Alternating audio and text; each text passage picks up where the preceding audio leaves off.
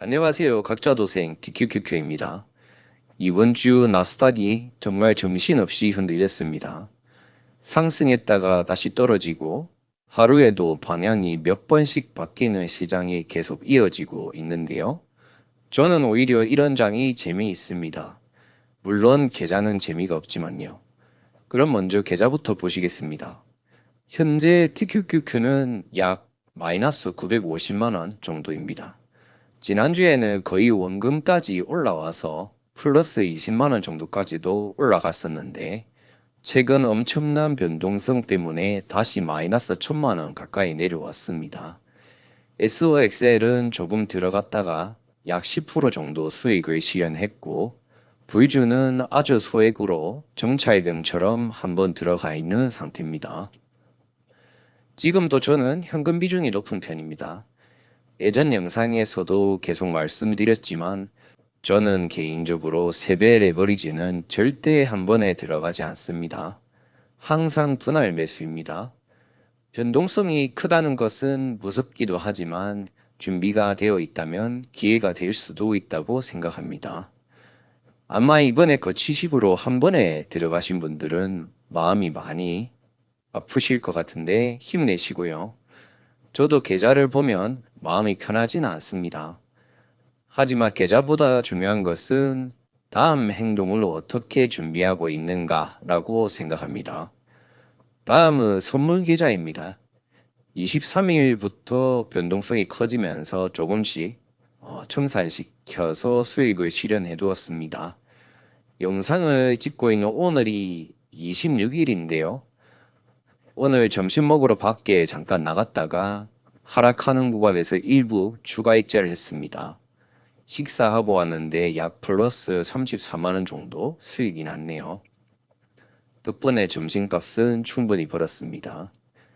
최근 변동성이 커진 덕분에 선물 계좌에서는 약 플러스 430만 원 정도의 수익을 확보한 상태입니다. 물론 이것도 손실이 다시 날 수도 있습니다. 하지만 다행히 최근에는 조금씩 수익을 확보하면서 심리적으로도 많이 편해졌습니다. 저는 선물이 메인이라고 생각하지 않습니다. 제 투자의 중심은 언제나 TQQQ입니다. 선물은 보조 역할입니다.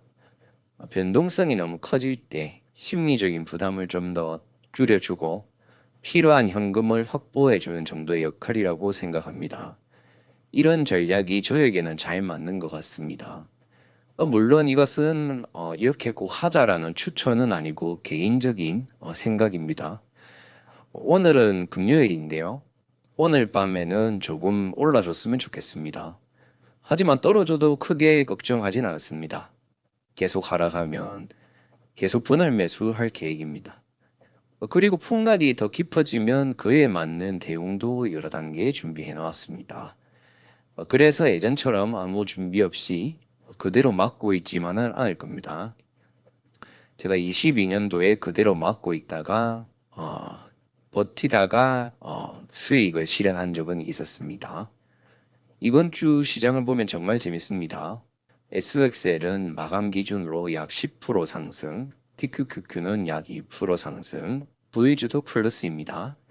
근데 시간내를 보면 분위기가 완전 달라집니다. SXL은 플러스 10%로 마감했는데 시간내에서 다시 마이너스 11%, TQQQ도 플러스 2%로 끝났는데 시간내에서는 마이너스 5%, 하루에도 몇 번씩 시장 분위기가 뒤집히고 있습니다. 당분간은 SOXL이 하루에 플러스 마이너스 10%, TQQQ가 하루에 플러스 마이너스 5% 정도의 움직임은 계속 나올 수도 있을 것 같습니다. 정말 정신없는 시장입니다. 하지만 이런 시장에서도 생각은 변하지 않습니다. 저는 개별 종목보다 나스닥을 믿습니다. 세계 최고 기업들이 모여 있고 잘하는 기업들은 들어오고 경쟁력이 이런 기업은 빠져나가는 구조입니다. 그렇게 자동으로 리밸런싱까지 해줍니다. 그래서 결국 나스닥이 가장 편안한 투자라고 생각합니다. 가끔 어떤 유튜브에서는 1등 기업만 하나 사라 이런 이야기도 합니다. 그 말도 충분히 맞습니다. 하지만 저는 지구 최고의 기업을 한 번에 담을 수 있는 나스닥이 더 마음 편합니다. 한번 생각해 보겠습니다.